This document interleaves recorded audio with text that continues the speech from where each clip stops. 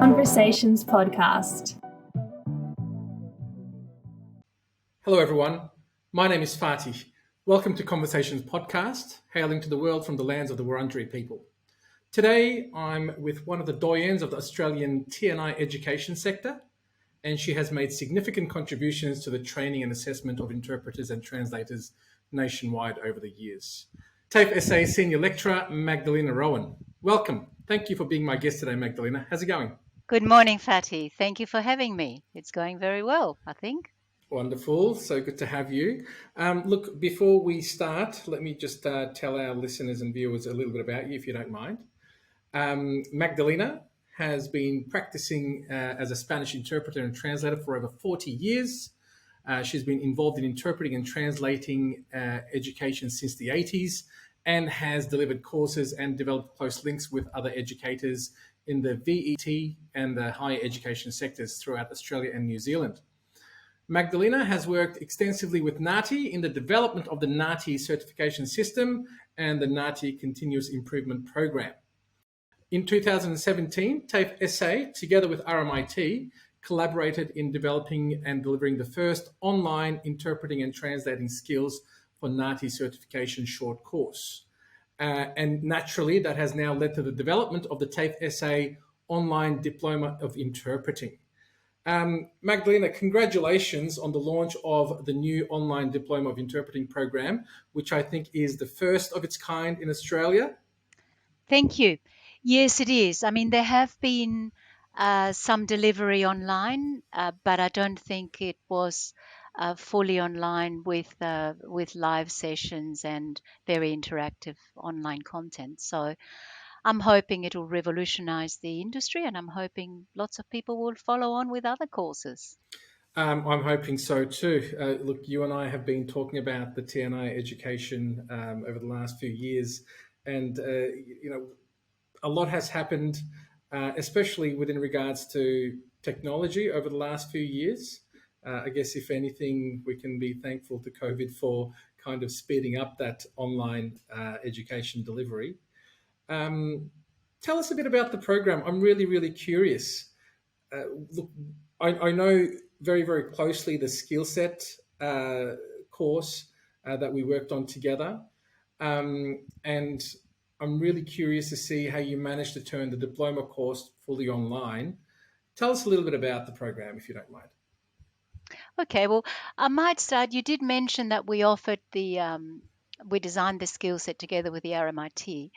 And it's interesting because there was quite a bit of opposition to that skill set from several quarters, saying that it was too short, that it wasn't enough training for people to become interpreters with that. And I completely agree with that. You cannot teach, you cannot train an interpreter fully in 11 weeks. So, but it was something. And I was really happy when NAATI actually made a minimum amount of training compulsory, because I saw that as a start of something which was really good and which would eventually lead to full training. Mm-hmm. So with that short skill set, we learned a lot of lessons. Because we've delivered many courses now, and gosh, we've trained hundreds of people with that short course, people that wouldn't have had access to anything else, especially in the regional areas and outside of the main capital cities. So, and again, we've seen that, of course, it isn't enough for many people. The short course is really for people who already have the skills. And also it's for people who might want to find out what interpreting is all about. Mm-hmm. You dip your toe in it. You see what it's about. You might decide at the end of it, you know what, I don't have the language skills, or it's not for me, or this is great. This is what I want to pursue. So my aim was always to have that as an entry point to further training. And I mean, people are sick of me talking about the online diploma, because I've been harping about it for years. You've heard me talk about it on and on and on. And it's been really great, because we've had the support from TAFE SA to develop that. And of course, COVID has brought all of this, as you say, COVID has brought on all of this development and the need. People finally saw the need to develop really good training online. because of the availability. And I mean, during COVID in the short course, we didn't miss a beat because everyone was No. still coming in the same as always, and so on. So it's been really great. And everyone had plenty of time to educate themselves, do a course. Exactly, and it's interesting because people's commitment is really good, because that's the other thing people say about online courses, that, oh, people are not committed, they pop in, they pop out. We've had people coming in from aeroplanes on flights, mid-flight, when they had Wi-Fi. We've had people coming into classes from intensive care in Wow. hospitals. We've had people coming That's in during dedication. their holidays. It is, so it's, and that kind of tells me that we must be doing something right, No, if it's people true. are You're dedicated right. enough I to had come in. students logging in 3 a.m. From Turkey, for example, because they had to go there for a family matter, but they still Exactly. joined the class. Yeah. They still join the class. It's really great. So that's what led us to develop this. And it's not just a question of developing a distance course, because of course we know the issues in interpreting online and so on. It's, your students are always distance. It's always ideal to have people there in the room with you, but it's very important to actually focus on the design of the course so it is interactive, so people do feel part of Mm, a class, so they do get to know you, so it's very personalized. So the classes are small. It's not a question of delivering a webinar to 100 people no. and then letting them go home, or to stand there and lecture, in front of a PowerPoint presentation and then saying to people, oh well, just take all that on board and go and practice. It's a very practical profession, isn't it? I mean, Indeed it it's is. very hands-on. You're always in and out of these places that are so active. A hospital situation, or a courtroom, or a school. Everything is just, there's always so much going on, and with interpreting within itself, there's always so much going on. Listening, interpreting, discourse management, site translations, um, dealing with the situations, ethical dilemmas. There's just so much going on, and there's only so much you can do online. I thought when teaching, I always thought, look, this is great. We are reaching many, many more students, but you really, really need to design for an online delivery. You can't just take what you've been delivering face to face and then start teaching that online. So I'm really curious. What have you Exactly. done? What have you done with the diploma course? Um, what kind of classes are there? What kind of activities? How have you made this as not online as possible when delivery wise? Yeah. Okay. Well, first of all, before people come into the diploma, they would have to have done the short course. So in that short course, they do 4 units there already. So they're done. They've had their toe dipped. They've done their ethics component. They've done all the preparation for an interpreting assignment and so on. And they've done their unit on how they manage that interaction. But they wouldn't have done language specific practice and Mm. so on. So, Sorry. Is that a prerequisite? They have to do the skill yes. set first? Yep. Yes, it is, That's great. because they're all Yep. core units from the diploma, Hmm. so they have to do them anyway, and they're already designed and done. And in those, as well as in the diploma, we have two components. So one is your online component, which is, it is self-paced, but it does go week by week. So every week, people have to do work online to prepare for the following week in their live classes. And I'm a great believer that I don't want to be standing there preaching at people for something that they can do in an activity online, Mm. which means that they'll absorb it much better rather than sitting there listening and falling asleep. So the activity I have a mentor. Many of us at TAFE SA have a mentor who's Denise Cox. Now, Denise Cox, I don't know if you've heard of her, but she delivers courses on how to teach and engage online, Oh, wow. and she's absolutely brilliant. How can She's I in do that Queensland. course? Well, she's in Queensland, and she does do a lot of work with TAFE SA. They've engaged her, and I've done a series of her workshops. And then she's very generous with her time. She pops in for quiz sections, and for any problems that you might want to resolve. She leaves all her videos online for you to pop in and check. And she does things on, she does a lot of research, and then also researches on what it is that engages people Mm. online. How do you, as a lecturer, have a class which will engage people online? What sort of content would you put in? How do you put the content in? How do you engage people with instructions? And all of those sort of things, which most of us have sort of picked up, but we really don't know the theory behind it, and we might be doing it quite wrong. She was saying something yesterday, for example, um, how do you get a student to do something in particular? So don't just say, well, this is what you have to do, because they might think, well, that's just a filler. Why should I do that? It's just taking up my time. It's not necessary. You tell them, well, if you do this, it'll help you in your assessment, or it'll help you to do this better, or this is why we want you to do it. This is why it's important.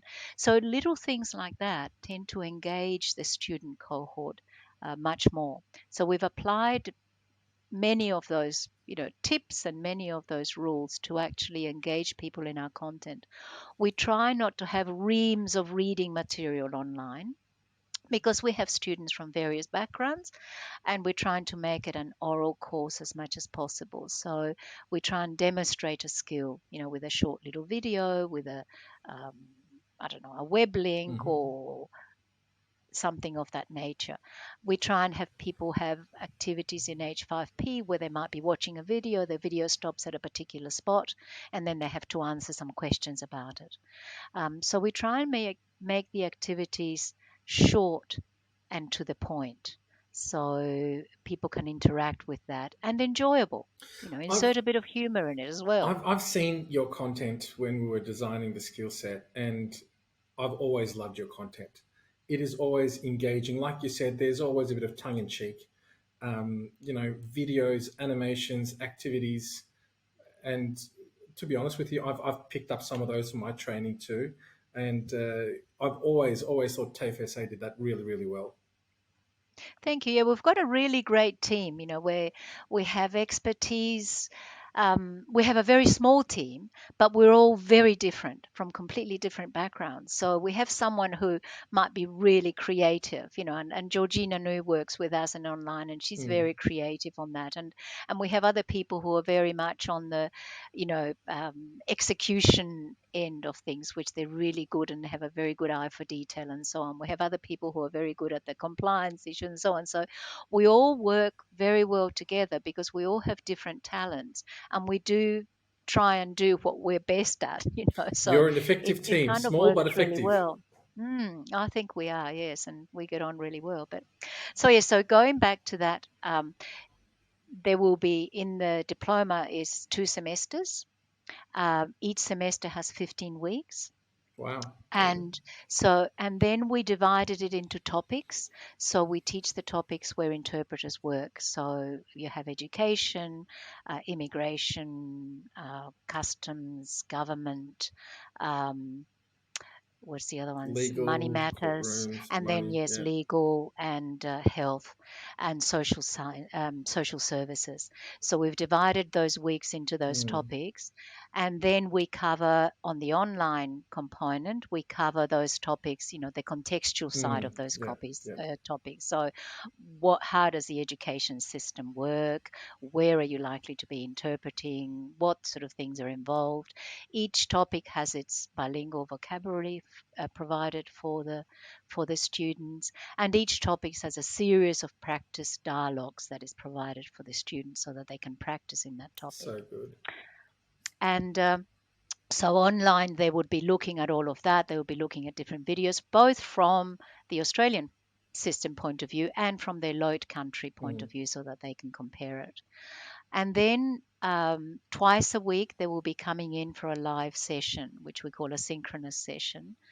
And so that's 2 3 hour sessions a week, where in the first session, they will be in a class, and they're small. Our classes tend to be small. So we would have less, usually, ideally, we want to have less than 20 people in a Mm. class, for there's non-language specific group. So several languages will be coming in there, and they would be getting taught several units together. So we would be teaching, dialogue interpreting in that, all the techniques, all the theory behind it, as well as English proficiency, Mm. as well as terminology. And, for example, if you're looking at health, we'd be looking at anatomy and, they might be doing Physiology, presentations on different pathology, very systems. good. That's right. So all of that would be coming in that what we call the English or non-language specific. And we found in the past, we've done some research on too, we found that students really benefit from being in a multicultural group as well, rather than just being in their own little language group, because it just gives them a much wider, I guess, scope of where they're working as interpreters. Exactly, and that's where professional solidarity starts, right? Exactly, that's right. That's right. One of the And there's a pillars of our lot of code of cross, ethics. yes, that's right. And there's a lot of cross education amongst the students. And also because that group will bring people who have had training in health, who have worked in, migration, who have worked in all sorts of other areas. So it's a really good cross pollination session. And so that's one of the sessions, and that'll be at the beginning of the week on Tuesdays. And then on Thursdays, they would come in for another 3 hours. And what we will do is they will all come into one session first for the first 15, 30 minutes, where we might discuss what they're going to be doing today and so on. And then they will break out into their language groups with a bilingual lecturer in their language. So those sessions will be designed to enhance their load and also obviously to practice. So they will be getting a lot of practical work in there where they're interpreting, and because the groups are going to be small, so we're aiming to have probably around about 5 people in each language group Oh, if we that's very can. good. They may be a bit smaller. And then as a lecturer, we ran a pilot for that. Last year, we did a year diploma face to face where we did this model. So there was, there was a one class for non-language specific, which was delivered non-language specific, and there was another class where they broke into tutorials. And I was doing the Spanish group, and it was absolute luxury to have a small group of students with me in my language. I could listen to them interpreting every week. I could give them feedback every week.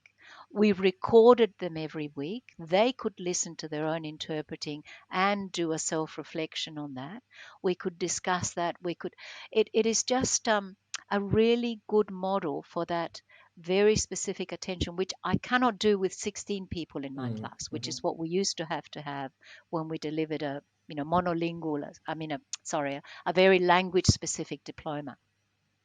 And in their English class, they will be doing interpreting as well. And as we were discussing just before, we might have a group of Turkish students, for instance, and I might be taking them for practice. Now, I can't understand a word of Turkish, but I know enough about interpreting techniques, and I can pick up a lot from their English and so on to give them very valid feedback. So they would be getting feedback from native English speakers in that session where they do some practice.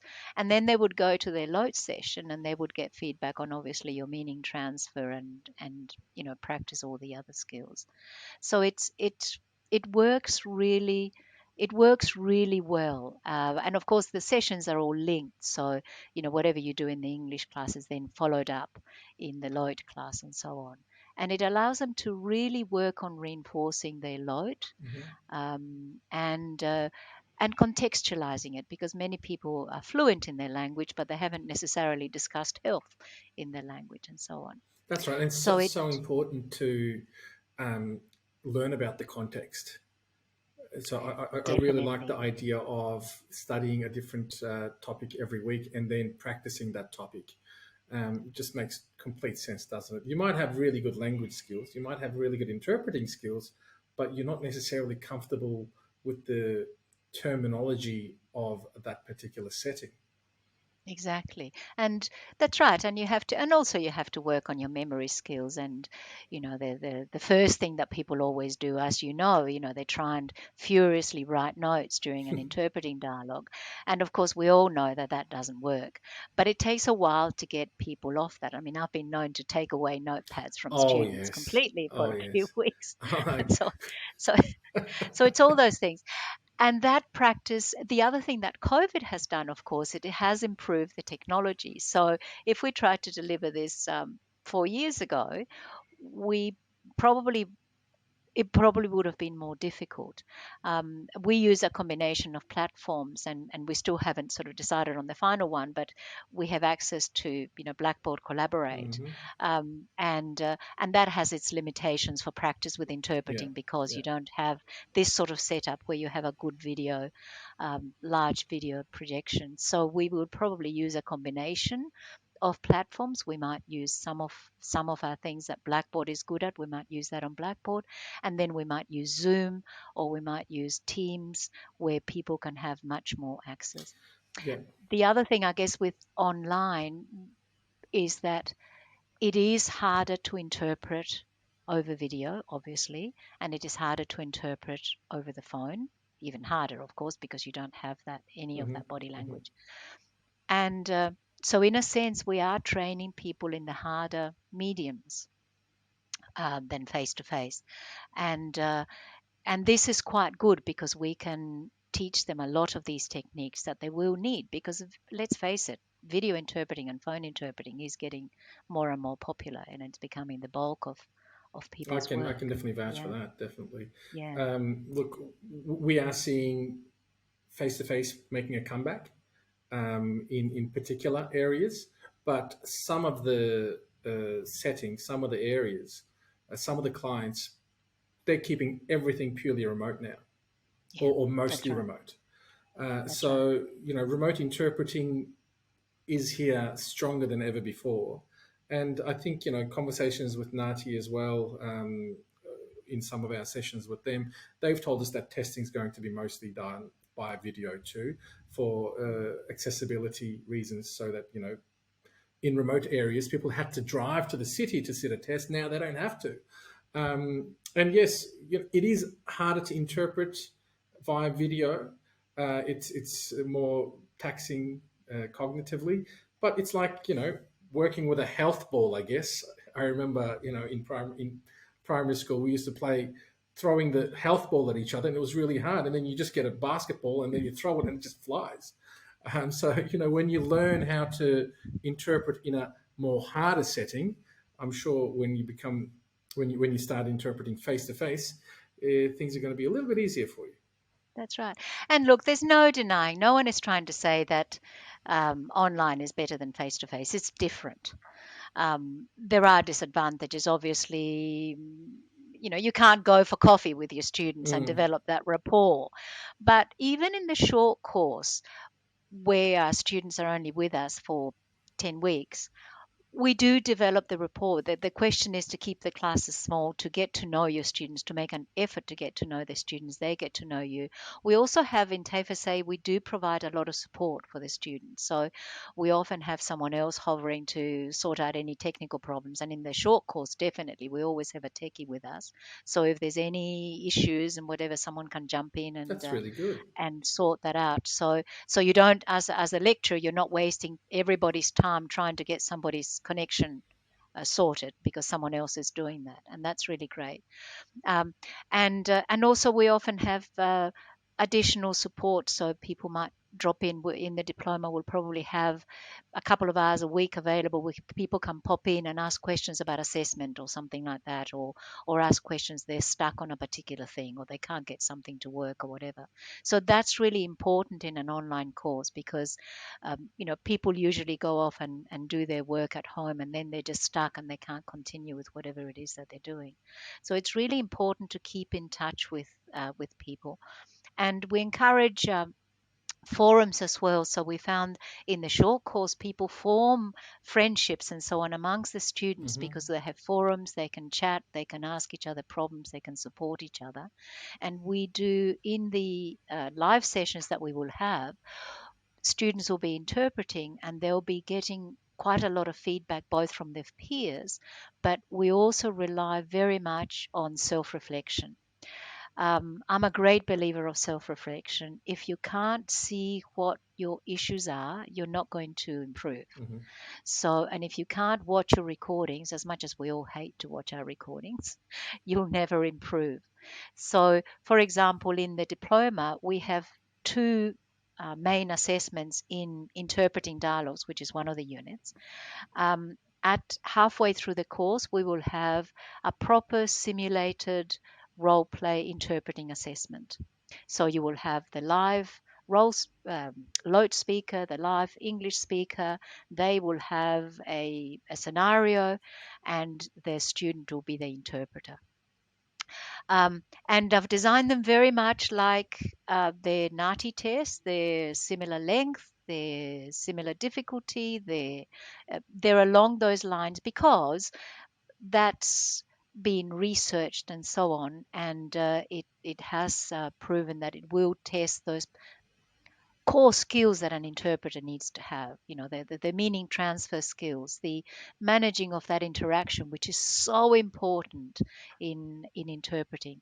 So we do that live test, and that will be done on obviously online but over video, and one of them will be done remote, so people they can, the students won't be able to see each other. And then what we did in the diploma last year is we got the students to watch their recording of their performance. Before they got their assessment results back, they watched the performance and they had to fill in self-reflection about their performance. So it was a very detailed self-reflection about all of those areas, the meaning transfer, about that interaction, about their techniques, about their rhetorical skills, about their language proficiency, and so on. And that was such a valuable exercise because they had to then decide whether where would they put themselves, And were they proficient? you're always going to be deadpan honest about yourself, aren't you? That's right. Were they competent or not? Yes. you know, And it you, was interesting. They were a lot harder on of themselves than course, we were. of course. But it was brilliant because the aha bit dropped, Don't you love so it when that's why something I didn't clicks? pass my 90 test, because I'm not doing this. So that was a really valuable exercise, and they will get this halfway through this course. So halfway through the course, they will know exactly where they need to improve, what they need to do, where their strengths are, where their weaknesses are, and that gives them another semester to actually really work on those things while they go That's through a great idea. you know Yeah.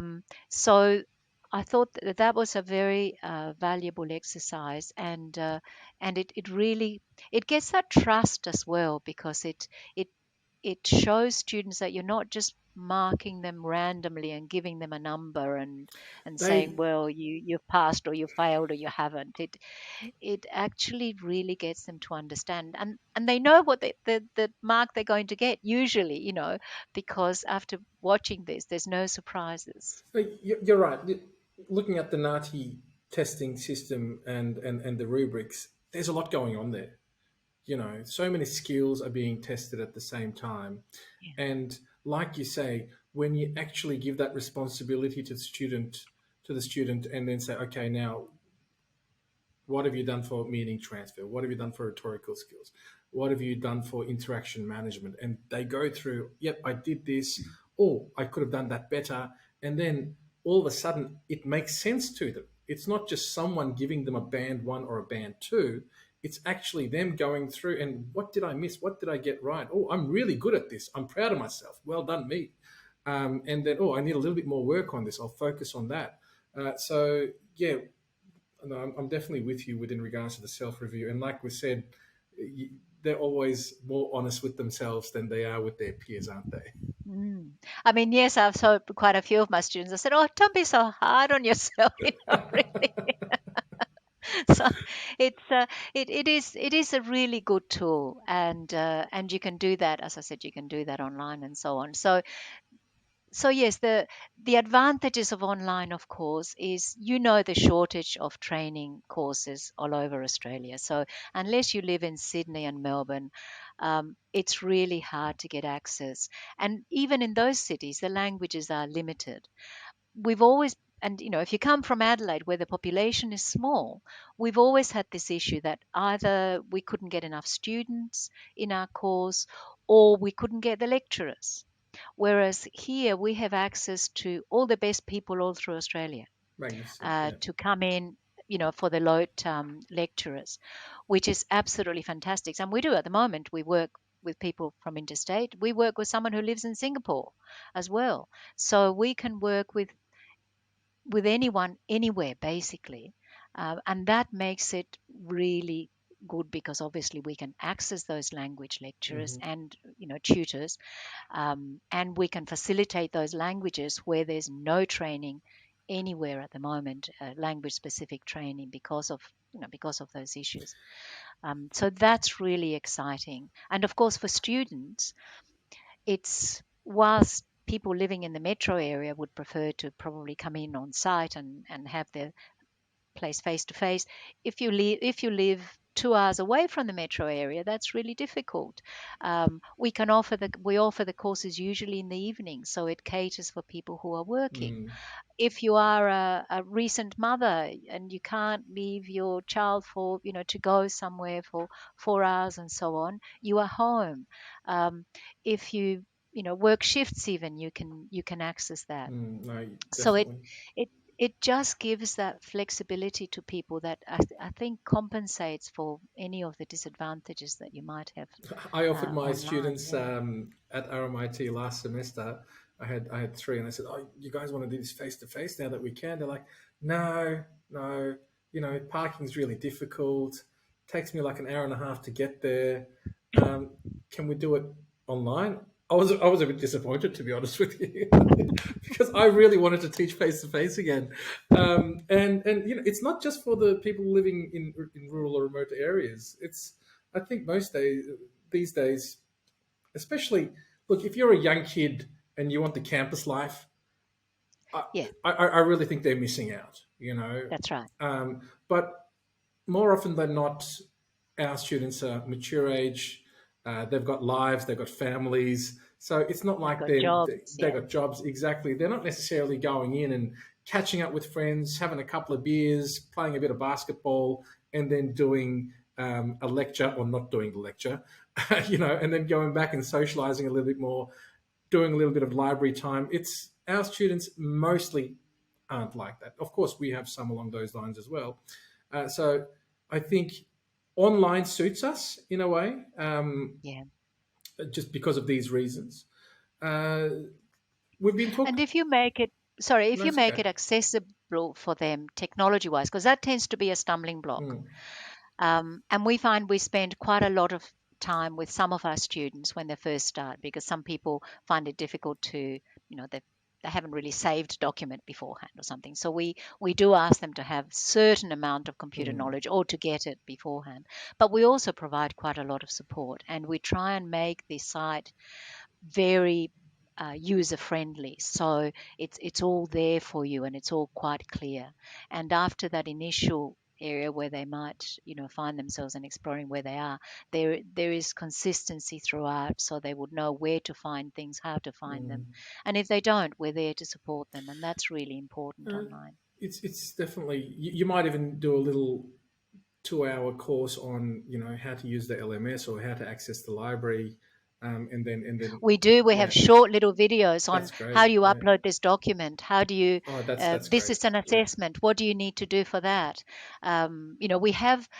We try and encourage students to record themselves a lot. So when I had them face to face, we use the phones extensively. So how do you use the little phone app to record, and then how do you How do upload you it? upload? Yeah. Um, and how do you watch them? I mean, you can always watch it on the phone if you don't feel like uploading, but that was really useful.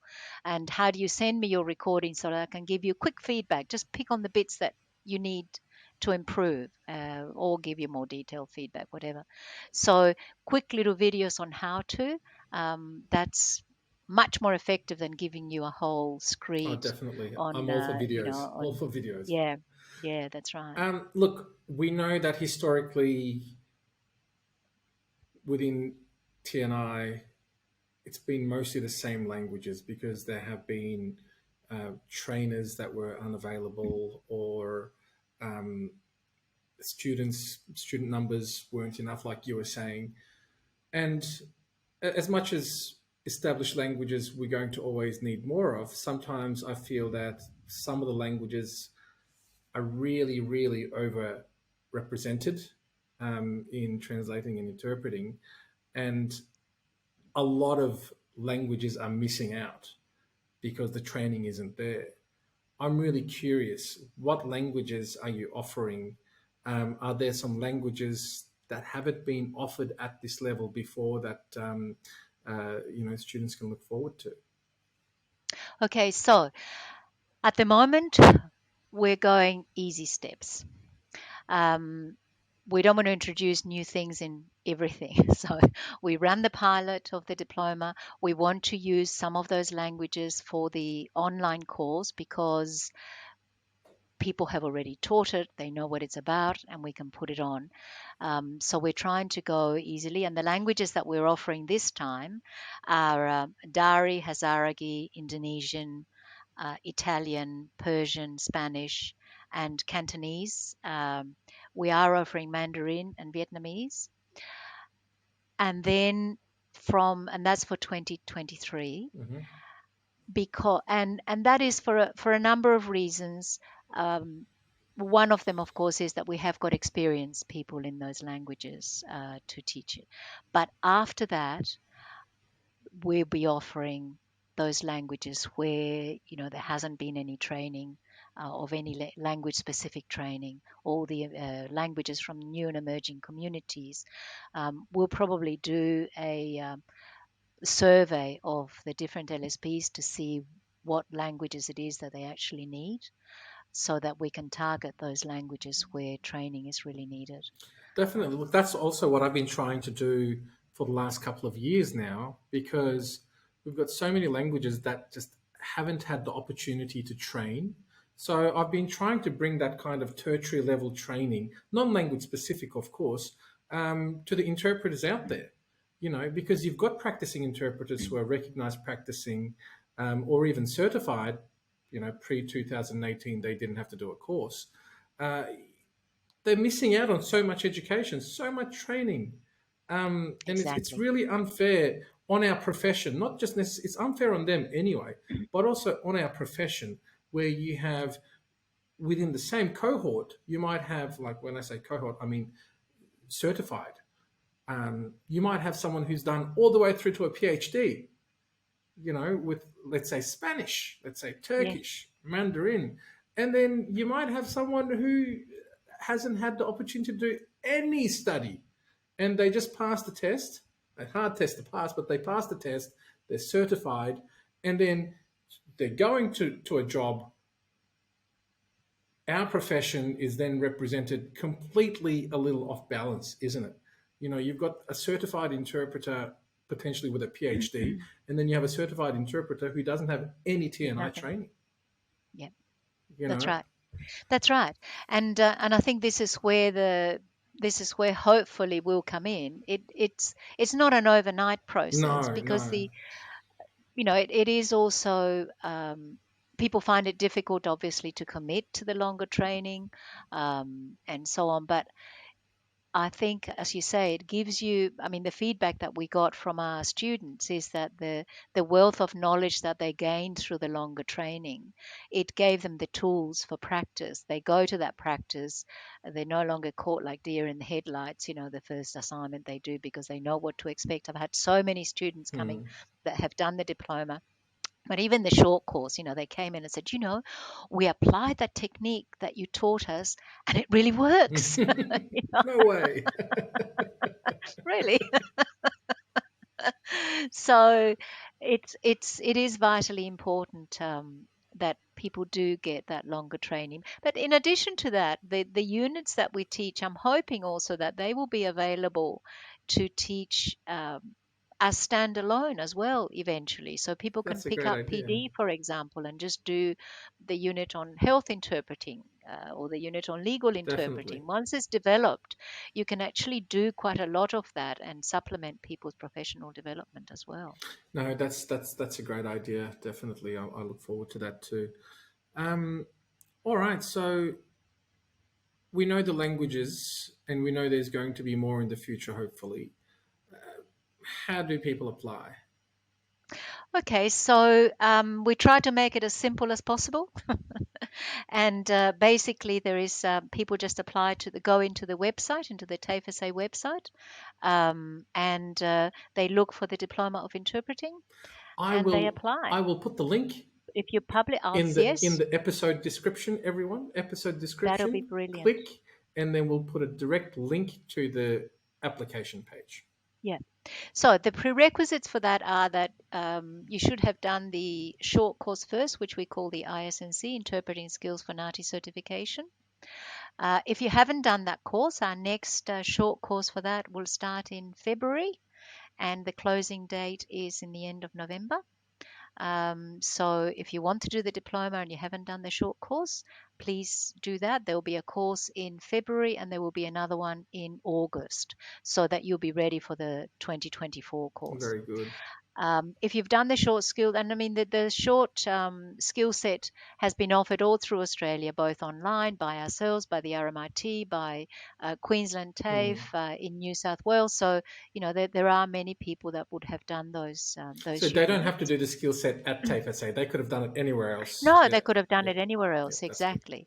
And it just gives them that basis to come in, so that when we get into the diploma, we can go straight into that.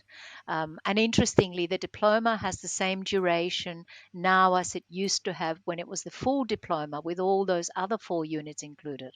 So you're actually getting a much better value in a sense, because you've done all those 4 units already. Are you going to And do those units the again, rest or of do the they time, get no, recognized? they get they're recognized. They're already That's there, the great. Oh, status. so Yes, straight yes. into the deep end. I like it. Exactly. And that was the point of doing the short course in accredited units, because then you don't have to do them again. So that's really great.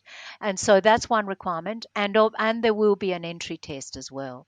So your entry test will be basically like an interview where you be asked to discuss things in English and in Lote, because although we do an English proficiency test for the short course, it is a computer-based, an online English test. So we want to make sure that you do have the language proficiency necessary to be successful. We don't want to set up people for failure. Definitely. So we'll do a fairly informal interview of about 15 minutes or 20 minutes in both English and Lote, because we've never checked the Lote of All you a need is lot a of few the minutes with students. someone, isn't it? It's like a Yep, picture tells 1,000 words. You could exactly. have someone sit and do a 3-hour written test, and they could score 100. It's fine. But then you just talk to them for a couple of minutes, and you'll be like, okay, maybe you might need a little bit more work on your English or on your Lote. Exactly. Maybe you might come back next year after you put a little bit of work into that. That's right. Yeah. And whilst we do have English proficiency and Lote proficiency as part of the diploma, and they're quite big units, so they do get quite a lot of that. You still have to have that. You still have to be fluent, because you're Yeah, I mean, going you to be can't training teach from. someone the language. That's not what the course is for. Exactly. That's Yeah, right. you You need to be need to you need to be be fluent in both You're languages. fluent. Yeah. You might need to work on your terminology. You might need to correct some of your grammar. You might need to do some of that, but you basically need to have that solid foundation in language, No, so that you definitely. can then apply it to that professional area. Yeah. What if you're an interpreter So that's what already? we'll have. Can you still do the course? What if you've got Yes, you a can, certified definitely. practicing or a Definitely. recognized practicing? Is that enough? Yes, that's certainly no bar to do the course. And in fact, the short course, we have quite a number of people that come in who are already certified, maybe in another language, Yep. and they want to do that, the rest of that. So yes, definitely, it's it's available to everyone in that One hell of a sense. Yeah, PD. I might do one myself. yeah. I'd love to see you there. I might go and learn a bit of Spanish first. Would love to have you as my teacher. Oh dear. Fees. Let's talk money. How much does this course cost? Okay, Does it money. cost anything? If anything, what? Oh, look, I'd love it to be free. Is it It'd be going to be free one great. day? Hello, people. Oh, Funding. yes. Funding's an issue in the vet sector, because all vet sectors are state funded. And that's an issue for online courses, of course, which you are offering interstate, because we don't get any funding. If someone is interstate, we won't get funding for that student from the South Australian government. So there are 2 fee structures, I guess. One is for residents of South Australia, and one is for everyone else who is interstate. Now, we are trying, we've been working, as we discussed before, trying to promote the need for scholarships, from either the Commonwealth Government or other organisations that would support people doing this qualification, because it is quite an outlay. So the fees that we have are they're basically, the course is $6,500 for the diploma, and that's not paid all in one go. So your average semester cost will be about three and a half thousand. You also have access to vet help, so you'd be able to, pay off the Postpone course that as in, and then yes, pay like it. HEX, yep. Yeah. So, but is And that, we sorry, also, is that if you're in South Australia, you have access to vet help? Yeah. no, that's anyone. So vet help is national? That's right, it is. Okay. I think Yep. so. Yep. I'll check on that on you, but yes. Because the other one that we can do, even if that vet help is not available, is you can apply to pay by installments, fees by installments. And there are certain criteria for that to apply, but that means that you can pay it off through the year, which of course helps people quite a lot. So there's always that I think that option. if you're a practicing interpreter, you've got an ABN of some sort, and it might even be. I'm not recommending or giving any advice to anyone, but it could even be tax deductible for Yep, professional development. definitely. Yeah. That's right, Yeah. definitely. So there's that angle as well, and obviously in South Australia we also have the subsidised fees. So the course there would be $2,300, and that would also cover concession fees, which is less still. But as I said, if you work on a general national level for most states, the course will cost Yeah, $6,500. but I'm pretty sure vet help is a Commonwealth program. So I need to check on that, and I will check that before you publish the details. But definitely, if you can't get vet help, you will be able to get fees by installments, okay, which would well, be great. help. There's a few payment options Yeah, there. there are.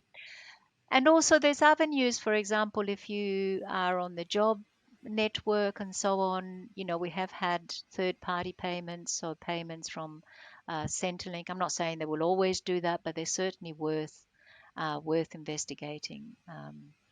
To do the course with some of those. So as I said, I am hoping to get some more scholarships going, but that's not something that's going to happen overnight. So Well, I we'll push can't for promise that those. will.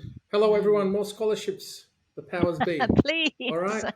help us, If you help us want qualify if you interpreters. want formally trained good interpreters, fund us. Okay, you out there, government person, do it now. Um, oh, that's amazing. I'm so excited.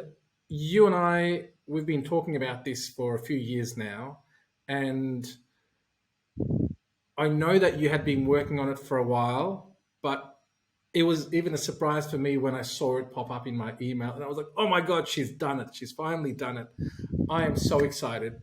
Good luck to you. If there's anything we can do, let us know. We'll get the word out. I'm sure you're going to have hundreds, if not thousands, of people lining up. So I can Oh, I only, don't want hundreds and thousands, please. but there's But no, I yes, think there's great. going to be a big turnout for this, and you are pioneering, and I just hope that other institutions follow, and it'll be Mm, amazing to see new languages, give them the opportunity to get the formal training. yeah. Yeah, and just good luck to you and Imagine the day congratulations. Imagine the day when we have several diplomas available, face to face and online in various states with a variety of combination of languages. We can increase between all of us, we can increase that supply of languages in training I to an can't wait. incredible It's amount. look, Mm. we make it sound like it's a dream, but it's not. You're doing it. It's the first No, step, and I and think of show us the sorry. way, especially within regards to how to engage these students, how to really pass on the knowledge of such a practical profession via online means. And I think once you've had a few graduates and you've got some feedback and you do some self review as well, after the first few Yes. cohorts. It'd be I'll talk to you again next year and see how you went. That would be great, actually. We're keeping very close stats on that, and obviously student surveys and so on, because we've learnt with the short online course, it took us about 2 or 3 years to get it down to what we wanted, and through student feedback and so on. And I expect it'll be the same in this case. But and not that we've stopped changing the short course. Of course, we're always adding in more improvements and so on. But it will be a learning curve, and we are very excited about being able to offer this, and just the opportunity of people to for people to come in and be able to enhance their learning and enhance their professional skills and make better interpreters out there, and just the whole thing. I mean, I've been saying for this last few years now that I've been in the business for over 40 years now. you know I've You been must an have started educator since the really, really early, 1980s. Magdalena. Oh, thank you, darling. Not quite that No, early, I but anyway. know. I'm not being facetious. I think I've started interpreting in 1979, and I've Oh, been in well, the just happens to be the educating year of I was born. interpreters. Oh, there you go. Ouch. I love you. and then I've been training interpreters and translators, since the 80s. So I have seen more positive changes in the last 4 years, 5 years. If you look at the national recommended standards for interpreters in courts and Mm. tribunals, if you look at the training, if you look at the differences in the certification system, and All the new PD that's popping up. all the new PD, all of that, and exciting things in PD that you actually want to go and do. And it's, oh, this will be really good. This will be really interesting. So I've seen more changes in the last, 4 years, 4 or 5 years than I have in those 40 years. And it is really exciting. I'm sort of really sorry that I'm not right at the, middle of my career or beginning of my career, because there's just so much out there that's exciting and innovative, and the technology has come on, and there's more opportunities for interpreters, because that's the other thing that the online space has created. If you are in regional areas, you're not restricted now to interpret in your town. You will be able to interpret through video in other places. So Well, it's very it's exciting. even going to be international soon. We know that the certification system is going into New Zealand. It's gone into New Zealand, Yeah, yes. we would have our Kiwi practitioner friends interpreting here remotely and vice versa. Exactly. It's definitely an amazing time, I think, to be in our profession. I've only been doing this for the last 10 years or so. Even when I compare my first 5 years to the last 5 years, I can see such a huge difference. Mm, There's mm. just so much happening within NATI, within OSIT, within our profession, within the education institutions. And I think we're all kind of like coming together in this big thing for the first time. It Yes, feels like that to me anyway. yes. Even like LSPs, I meet a bunch of really cool LSP managers and training staff there, and everyone's really enthusiastic about it all. That's right, and there's a lot of collaboration. I mean, we collaborate a lot with NATI, and TAFE SA, as you probably know, is delivering a course funded by the Queensland government, where we're collaborating with 2M, 2M yeah. Language Services and with NATI and with the Queensland government, and we've collaborated with you, and we collaborate with the RMIT. So we're too small and profession and industry to actually everybody sit in their own corner and do their own thing. That national collaboration There's is only a vital, bunch and of it's us, you're right. exciting. It's just a handful. Exactly. We really, That's really need right. to come together. And that's the only way I think we could really see the fruits of everything, you know? That's right. But Yes. I think it's happening. Yeah. I think it is. It is happening. Yeah. I think it's a really exciting time, and I'm so looking forward to next year. It'll be a lot of work, but it'll be very exciting, I think. Yeah. Well, congratulations again to you and your entire team at TAFE SA. You've heard it. In the description, you're going to find the link. So go in there, have a bit of a wonder, apply. If not, you can email, get more information. They can email you, or there's Yes, an I'll give you the email there. email Yeah. as well to contact. And as I said, we tend to establish quite quick rapport at TAFE SA with students straight away. So if you send an inquiry, you're not just going to hit some random person who doesn't know anything about it. If it's specifically about the course and the admin staff don't know the answer or is not in the frequently asked questions, which there will be a frequently asked questions there, which covers a lot of information. If it's not there, feel free to send us an email at any time and we will certainly answer it. Magnificent. Thank you, Magdalena. You've been amazing. Thank you very much, Fatih, for the opportunity. Thanks. Good luck with it all. See ya. Bye. Thank you. Thanks, everyone. So today we were with Senior Lecturer from TAFE SA, Magdalena Rowan. And don't forget to subscribe to the channel, and we'll see you next time. Bye. Conversations Podcast.